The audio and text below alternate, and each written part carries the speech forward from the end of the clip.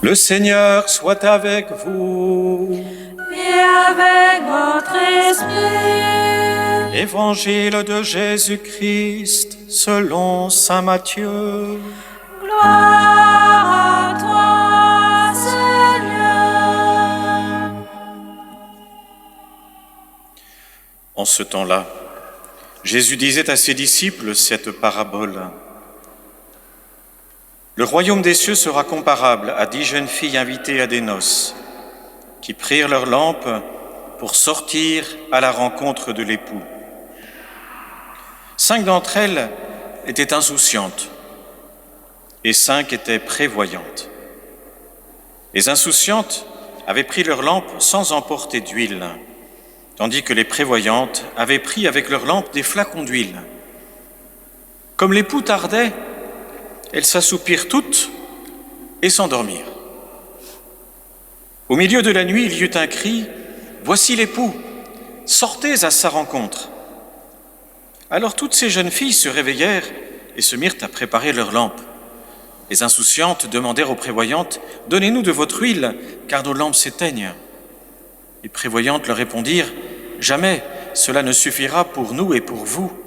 Allez plutôt chez les marchands, vous en achetez. » Pendant qu'elles allaient en acheter, l'époux arriva. Celles qui étaient prêtes entrèrent avec lui dans la salle des noces et la porte fut fermée. Plus tard, les autres jeunes filles arrivèrent à leur tour et dirent « Seigneur, Seigneur, ouvre-nous !» Il leur répondit « Amen, je vous le dis, je ne vous connais pas. Veillez donc, car vous ne savez ni le jour ni l'heure. » Acclamons la parole de Dieu. Louange à toi, Seigneur Jésus.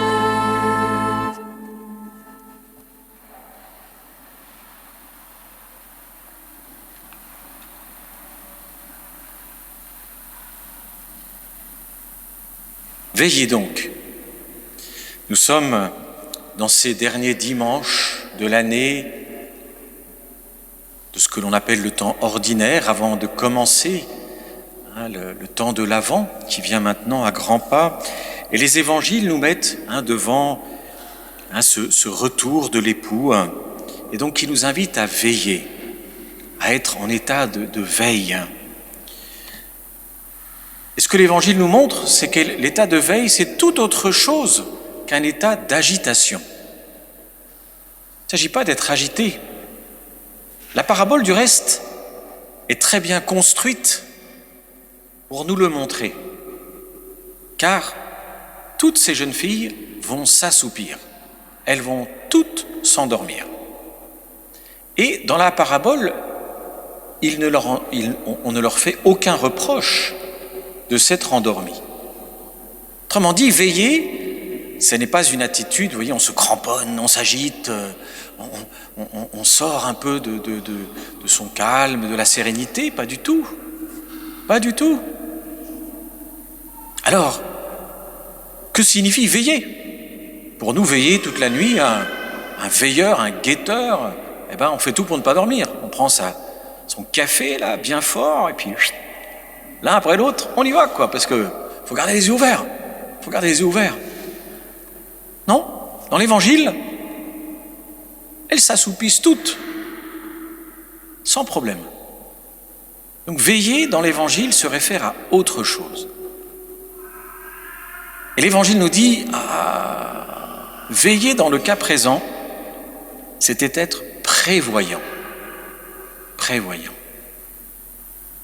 Elles vont prévoir. Elles disent, il risque de tarder. Et effectivement, nous on est toujours un peu surpris quand on ne connaît pas. Effectivement, vous aviez, dans l'Antiquité, il était courant, on avait sa lampe à huile qui était bien remplie, et puis on avait une petite recharge. Et la petite recharge, elle était juste faite, vous voyez, comme un complément, un petit complément pour juste un tout petit coup d'huile, pour que ça ne s'éteigne pas et qu'on puisse finir sa journée, faire ce qu'on avait à faire. C'est pour ça que dans l'Évangile, elles disent jamais cela ne suffira pour vous et pour nous. C'est pas qu'elles rejouent un mauvais tour, elles disent tiens, pas question. pas ça. C'est que des fait, c'était des petites réserves. Alors, on se demande toujours, et c'est étonnant du reste dans l'Évangile, Jésus n'indique pas exactement ce qu'est cette huile, qui veut peut-être aussi dire que ce n'est pas la pointe de la parabole, c'est-à-dire là où il faut le plus méditer. Bien sûr, nous, on s'acharne toujours un petit peu pour se dire l'huile c'est ceci, l'huile c'est cela, il faut ceci, cela, et puis toutes les vertus chrétiennes y passent, c'est les meilleures, donc de toutes les façons on n'y met que des bonnes choses. Mais en fait, ce n'est pas cela encore que la parabole veut nous enseigner. La parabole, elle veut nous enseigner « soyez prévoyants ». Elle nous invite donc, ce qu'on peut aussi appeler dans notre langage, la prudence. Et la première lecture va nous orienter vers la sagesse du croyant, l'esprit de discernement. Il s'agit donc d'aiguiser notre esprit. C'est très important parce que quand on parle, et on va avoir des évangiles de ce genre dans les 15 prochains jours, l'Église va nous faire lire abondamment la parole de Dieu dans les récits qui touchent ce que l'on appelle la fin des temps, donc l'Apocalypse.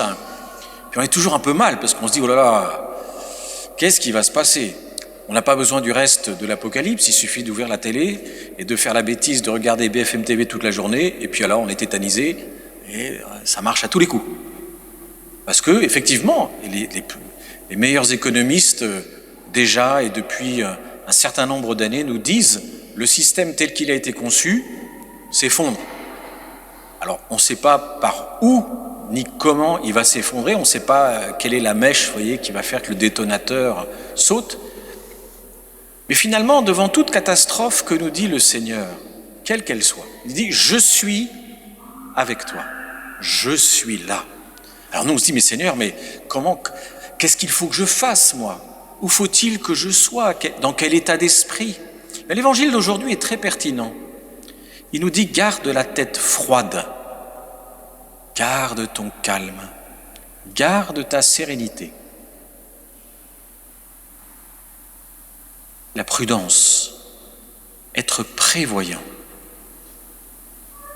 Ça, c'est très très important. Parce que de toutes les façons, vous savez, les imprévus dans la vie, on sait qu'on en aura toujours. Les imprévus, il y en a toujours. Ce qu'ils seront, on ne le sait jamais. Par contre, la seule chose qui est importante, c'est de garder son sang-froid. Eh bien, le croyant, le sang-froid du croyant, c'est la foi.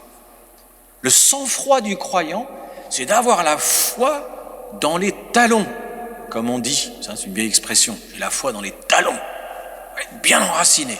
C'est-à-dire que quand je dis mon credo à la messe, c'est pas juste la petite ritournelle que je connais par cœur depuis longtemps, mais aussi du reste. Il y a toujours le danger de dire ces choses-là mécaniquement, et moi le premier. Ça m'arrive de temps en temps du reste. Eh ben non. Voilà ce que je crois. Je crois, Seigneur, mon Dieu, que tu es venu, tu t'es incarné, tu as souffert, tu es mort, tu es ressuscité, tu es monté aux cieux, tu es assis à la droite de Dieu le Père, d'où tu reviendras pour juger les vivants et les morts. Donc c'est toi, ma sagesse, c'est en toi en qui je mets toute ma confiance. Et je sais que tu seras toujours avec moi. C'est ce fameux psaume 22, qu'on aime tant, le Seigneur est mon berger, rien ne saurait me manquer. Et c'est un psaume qui est très réaliste. Il nous dit « Si je traverse les ravins de la mort », ce qui voulait dire « Si je traverse ces lieux dans lesquels je ne suis absolument pas sûr d'en sortir, eh bien je crois que tu es avec moi. » C'est ça la foi. Donc pour nous, être prévoyant, c'est s'ancrer dans le mystère de la foi. C'est la première chose. Et la foi, pour nous, c'est le fondement de l'espérance. Partout la foi défaille, l'espérance chrétienne, elle a un peu plus de mal. Et donc on s'ancre dans cette sagesse qui est celle de la foi. On affermit notre espérance, dont nous a parlé la deuxième lecture, et qui nous dit, mais attention, ne vivez pas comme les païens qui pensent qu'il n'y a plus rien après. Et on sait qu'on est tenté.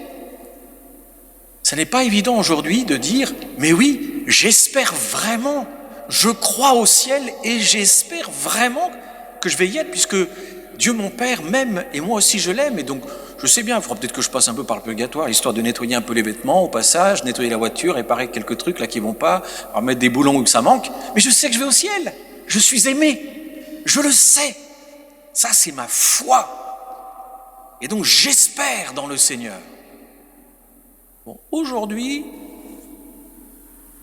pas vraiment. En général, on se dit, ouais, c'est pas mal de penser qu'il y a un ciel. Ouais, c'est pas mal. C'est pas mal. Ouais, j'espère y aller. Oui, c'est plutôt réconfortant. En fait, je me réconforte, je me dis que c'est peut-être pas plus mal de me dire que finalement, oui, en tout cas, ça paraît plausible que le ciel existe. Ça, c'est ce qui est le plus courant chez les chrétiens. En fait, on a perdu quelque chose de ce réalisme. On s'est laissé contaminer par le monde. On se laisse constamment contaminer par le monde. Et alors, petit à petit, on se dit, oh là, j'ose plus croire. Eh bien, pour nous aider, on a la présence réelle du Christ. Dans la communion, dans l'affirmation de notre foi, en la présence réelle, on a en condensé toute la foi. Parce que si le Christ est vraiment présent dans l'Eucharistie, que je reçois, cette communion profonde et réelle, eh bien je sais qu'il est vraiment venu sur terre, qu'il est vraiment là avec moi, qu'il reviendra vraiment dans sa gloire, qu'il m'aime vraiment puisqu'il est vraiment là. Et que je fais cette expérience quand je le reçois sacramentellement dans ce mystère. Ce mystère de la présence réelle, il est très fort parce qu'il nous permet de redresser notre foi jour après jour ou dimanche après dimanche. Il nous permet de nous purifier un peu de toutes ces scories qui fait que aujourd'hui, bien souvent, quand on dit « est-ce que tu crois ?» ou « est-ce que vraiment tu espères dans le Seigneur ?» Oula, on ne sait plus très bien quoi faire. Et alors on a une variation de langage qui n'est pas mauvaise, qui souvent est tout simplement l'expression de notre sincérité et qui est bonne en ce sens. Et on a besoin de revenir à la source. On a besoin de revenir et nous plonger dans le cœur eucharistique du Christ. Pour en nous plongeant dans le cœur eucharistique du Christ, vous voyez, réparer notre foi, réparer notre espérance, malmenée par tout ce qu'on entend autour de nous. Et réaffirmer notre foi. C'est le sens, du reste, profond du credo à la messe. C'est pas juste, vous voyez, pour que on dise la même chose un peu tous les dimanches. C'est vraiment de nous aider petit à petit à faire que ces vérités de la foi pénètrent notre cœur, notre intelligence. Et c'est cela, être prévoyant. Le croyant, il veut toujours avoir une petite réserve de foi et d'espérance. Parce que quand les choses sont difficiles, il va se tourner vers l'Esprit Saint. Ensuite, elles seront difficiles, on ne sait pas comment, ni vous ni moi, mais on devra faire face. Et le plus important, ce sera d'avoir la tête froide. Et pour le croyant, c'est sa foi. La foi, c'est la colonne vertébrale du croyant. On sait que le Seigneur est toujours avec nous. Et on sait qu'il sera avec nous dans les moments difficiles que nous aurons à traverser. Alors demandons cette grâce au Seigneur, que cette communion aujourd'hui nous aide dans ce cœur à cœur avec le Christ à refaire notre foi, à consolider notre foi, à approfondir notre foi. Amen.